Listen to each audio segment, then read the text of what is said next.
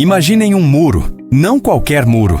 Uma fortaleza inexpugnável, construída não com pedra, mas com pura reputação. Do outro lado, tudo o que um jogador poderia desejar. Glória, reconhecimento, a sensação doce e rara de ser intocável. Esses eram os Cavaleiros Brancos, a elite absoluta do Mugen Gacha. Eles não apenas jogavam, eles ditavam as regras. Onde pisavam, a vitória os precedia. Eles eram o patamar máximo, o sonho final de qualquer jogador. Até aquele dia, até encontrarem o que não deveria existir, até cruzarem a linha final e encararem o nível final. Este não é apenas um vídeo sobre uma derrota, é uma autópsia de uma queda épica. E hoje você não vai apenas testemunhar o massacre, você vai sair daqui com 3 armas: a compreensão do erro fatal que condenou os maiores, a habilidade de identificar um desafio impossível antes de ser esmagado por ele, e a estratégia de resiliência que nasceu das cinzas dessa humilhação. Porque a maior lição nunca vem da vitória, vem do momento em que o invencível descobre que não é. Tudo começou com uma ilusão,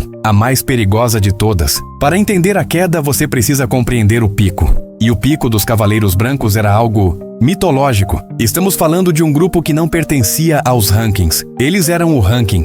Uma taxa de vitória quase perfeita não é um número, é uma declaração. Uma fortuna investida em personagens e itens não era gasto, era um tributo ao próprio status. A comunidade os via menos como jogadores e mais como arquétipos. Eles eram o objetivo final, a prova viva de que a perfeição estratégica era alcançável. Cada movimento era dissecado em guias. Cada item equipado virava meta instantânea. Eles criaram um ecossistema inteiro de admiração e emulação. E sem perceber, uma bolha de arrogância impenetrável. Aqui mora o primeiro insight crucial: a ilusão da invencibilidade coletiva. Quando você está sempre no topo, cercado apenas por quem te venera, seu cérebro para de processar risco e começa a processar certeza. A humildade estratégica, aquela vozinha que pergunta: e se a gente estiver errado? Foi silenciada pelo coro constante de vitórias. Eles não estavam apenas jogando o jogo, estavam presos em um feedback loop de sua própria supremacia. Mas o jogo sempre dá sinais. Uma atualização que alterou levemente sua estratégia principal. Um chefe em um nível inferior que exigiu uma segunda tentativa.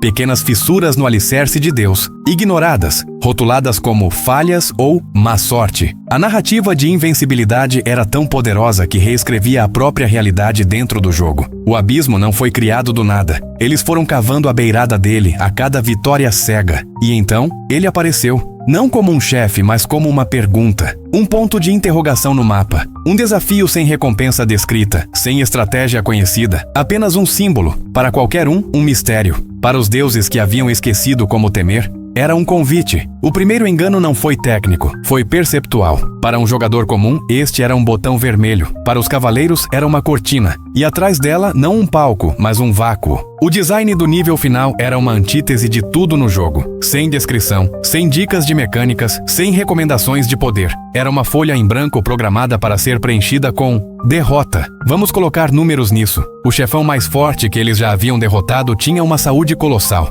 As estimativas do nível final, extraídas do código depois do fato, uma saúde muitas vezes maior. Não era um chefe, era uma declaração de filosofia de design. O ataque básico de um inimigo aqui infligia mais dano que o ataque supremo deles. Era uma escalada numérica que transcendia o desafio e entrava no território do absurdo matemático. O jogo não estava pedindo para ser vencido, estava demonstrando que poderia quebrar suas próprias regras. Aqui está o erro fatal número 2, a síndrome do martelo. Quando você só tem um martelo, todo problema parece um prego. Por incontáveis horas, a estratégia dos cavaleiros, sua formação sagrada, sua sequência de habilidades core, funcionou. Era sua identidade. O nível final foi criado com um único propósito: quebrar martelos. Suas mecânicas eram antíteses vivas de tudo o que eles dominavam. Um campo que convertia cura em veneno, anulando seu suporte dedicado. Ataques que ignoravam completamente a defesa, tornando seu tanque um investimento de muito tempo em um fantasma. Não era apenas mais difícil, era um paradigma oposto. Este é o momento mais trágico, o ápice da cegueira. Eles tinham todos os dados. A comunidade já especulava sobre a loucura daquele nível. Testemunhas ocultas haviam tentado e falado em uma falha ou um massacre. Mas a narrativa de elite deles havia criado um viés de confirmação impenetrável. Qualquer evidência de perigo era filtrada, distorcida ou descartada. Para outros é impossível. Para nós é um dia comum. A arrogância havia se tornado sua única realidade. O clique no botão não foi um ato de coragem. mas a cerimônia final de sua ilusão.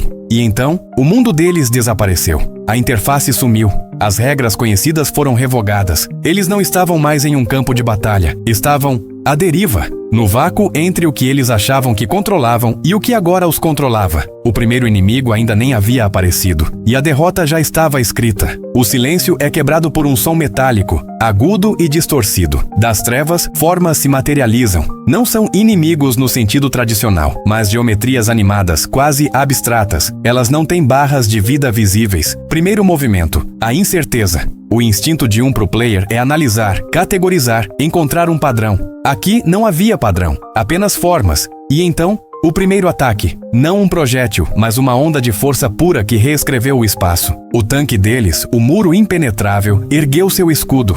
E a onda simplesmente o ignorou, como se ele não existisse. Dano direto no núcleo do grupo.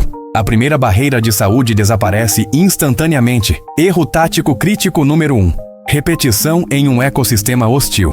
Eles executaram o protocolo Alpha, sua jogada de assinatura. No momento exato em que a cura mágica tocou o campo púrpura, o código do jogo a interpretou como um comando hostil.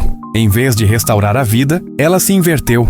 Números verdes tornaram-se números vermelhos catastróficos. O healer, seu anjo da guarda, tornou-se por alguns segundos a maior fonte de dano deles mesmos. Foi uma humilhação programática. Observe aqui a cascata cognitiva. O primeiro golpe quebrou a estratégia. O segundo golpe quebrou a confiança. Agora vem o terceiro golpe, a desorientação espacial. As formas começam a girar, reorganizando o espaço da arena. Esquerda vira direita, atrás vira frente. Os comandos de movimento, baseados em memória muscular de milhares de horas, se tornam armas contra eles. Eles começam a esbarrar uns nos outros, a bloquear a própria linha de visão. A coordenação perfeita virou um nó de pânico. E então, o silêncio. Não o silêncio da arena, mas o silêncio nos canais de voz. O silêncio nas transmissões. Longos segundos de áudio vazio, onde antes havia risadas e estratégias. Apenas a respiração presa de quem acabou de testemunhar o impossível, sua própria lenda sendo apagada. Não com um rugido, mas com um estalo seco.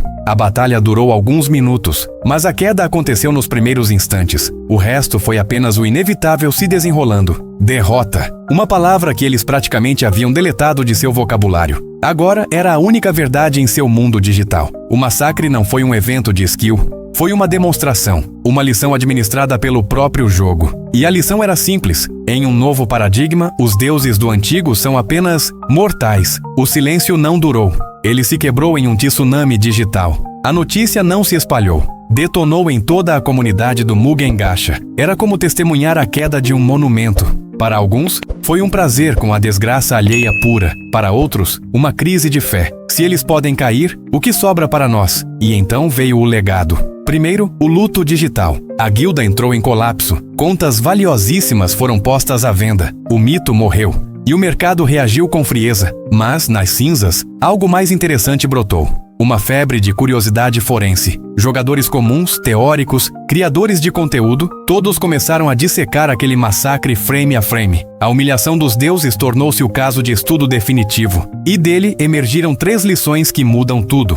Primeiro, o preço do dogma. A estratégia que a sua identidade vira sua prisão. Flexibilidade é um estatuto superior à perfeição. Segundo, ler o design, não apenas os números. O nível final não era uma parede mais alta, era um aviso. Aqui, as regras são outras. Reconhecer essa assinatura de design é a maior habilidade de um jogador. Terceiro, a vitória que mora na retirada. A coragem suprema não é enfrentar o impossível, é ter a sabedoria para recuar, estudar e viver para lutar em um paradigma que você entende. Essas não são lições sobre um jogo de gacha. São lições sobre encontrar limites. O nível final foi um espelho. Para os cavaleiros, refletiu sua própria arrogância. Para a comunidade, refletiu um fascínio mórbido pelo fracasso alheio. Mas, para os verdadeiros estudantes de design e estratégia, refletiu uma verdade cruel e linda. Todo sistema tem um ponto de ruptura. Encontrá-lo não é fracasso, é a única forma de evoluir para o próximo nível. E assim, o ciclo se renova. Novos jogadores surgem, aprendendo não com os troféus dos antigos deuses, mas com seus túmulos.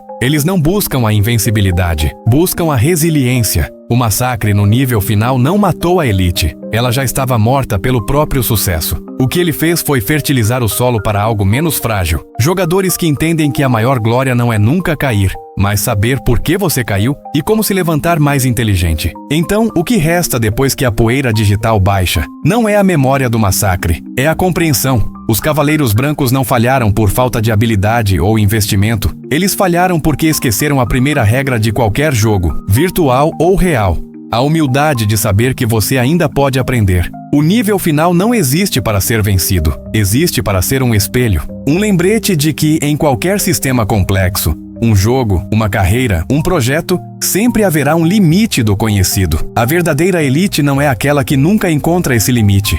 É aquela que, ao encontrá-lo, não insiste em bater a cabeça na parede, mas aprende a ler os tijolos e descobre que há outros caminhos. Portanto, deixo você com uma pergunta, a única que realmente importa depois de toda essa história. Qual é o seu nível final? Qual é aquele desafio pessoal ou profissional que parece reescrever as regras do seu jogo? Porque, às vezes, perder uma batalha é a única forma de ganhar a guerra contra a sua própria estagnação.